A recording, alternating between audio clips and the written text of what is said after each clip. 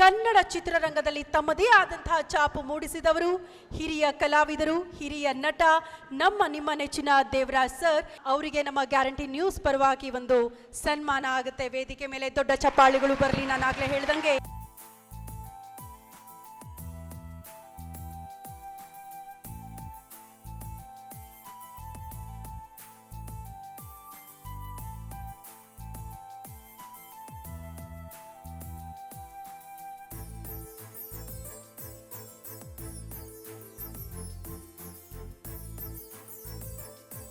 ನಾವು ನೋಡ್ತಿದ್ದಾಗೆ ಅನೇಕ ಮಂದಿ ನಮ್ಮ ಜೊತೆಯಲ್ಲಿ ಕೆಲಸ ಮಾಡ್ತಿದ್ದಂಥ ಹುಡುಗರು ಬೇರೆ ಚಾನೆಲ್ಸ್ ಎಲ್ಲ ಇದ್ದರು.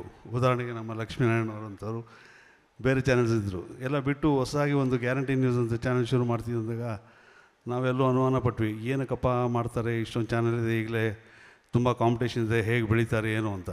ಆದರೆ ಇವತ್ತು ನಮ್ಮ ಮಾತನ್ನು ಸುಳ್ಳು ಮಾಡಿ ಅವರು ಬೆಳೆದು ಎಲ್ರಿಗಿಂತ ಎತ್ತರವಾಗಿ ನಿಂತು ತೋರಿಸಿದ್ದಾರೆ. ಅಭಿನಂದನೆಗಳು ನಿಮಗೆಲ್ಲ. ಈ ಬೆಳವಣಿಗೆಗೆ ಕಾರಣವಾಗೋದು ಮುಖ್ಯವಾಗಿ ನಂಬಿಕೆ, ಜನರಲ್ಲಿ ಬರ್ತಕ್ಕಂಥ ನಂಬಿಕೆ. ನಾವು ಆ ಚಾನೆಲ್ ನೋಡಿದಾಗ, ನ್ಯೂಸ್ ನೋಡಿದಾಗ ನಮಗೆ ಸತ್ಯಾಂಶ ಸಿಗುತ್ತೆ ಅನ್ನೋ ಒಂದು ನಂಬಿಕೆ ಬೆಳೆದಾಗ ನ್ಯೂಸ್ ಚಾನೆಲ್ಗಳು ಬೆಳೆಯುತ್ತೆ. ಅದನ್ನೇ ಕಾಪಾಡ್ಕೊಂಡು ಹೋಗಿ ಅಂತ ಹೇಳ್ತೀನಿ.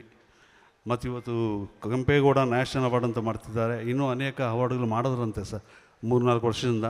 ಅದ್ರ ಬಗ್ಗೆ ಹೆಚ್ಚು ಡೀಟೇಲ್ಸ್ ನಂಗೆ ಗೊತ್ತಿಲ್ಲ. ಬಟ್ ಇವತ್ತು ಕೆಂಪೇಗೌಡ ನ್ಯಾಷನಲ್ ಅವಾರ್ಡ್ ಅಂತ ಮಾಡಿದ್ದಾರೆ. ಇಲ್ಲಿನ ಸಾಧಕರಿಗೆ ಗುರುತಿಸಿ ಸನ್ಮಾನಿಸಿದ್ದಾರೆ. ಭಾಳ ಸಂತೋಷ ವಿಷಯ. ಇದು ಹಾಗೆ ಇಂಟರ್ನ್ಯಾಷನಲ್ ಕೆಂಪೇಗೌಡ ಅವಾರ್ಡ್ ಆಗಲಿ ಅಂತ ಹಾರೈಸ್ತೇನೆ. ಇದನ್ನು ಹೀಗೆ ಮುಂದುವರಿಸ್ಕೊಂಡು ಹೋಗಲಿ. ಸ್ವಾಮಿಗಳ ಆಶೀರ್ವಾದ ನಿಮ್ಮ ಮೇಲೆ ಯಾವಾಗಲೂ ಇರುತ್ತೆ. ಸೊ ಹಾಗಾಗಿ ಮುಂದುವರಿಸ್ಕೊಂಡು ಹೋಗಿ ಅಂತ ಹೇಳಿ ಎಲ್ರಿಗೂ ಅಭಿನಂದನೆ ಹೇಳಿ ನನ್ನ ಮಾತನ್ನು ಮುಗಿಸ್ತೀನಿ. ನಮಸ್ಕಾರ.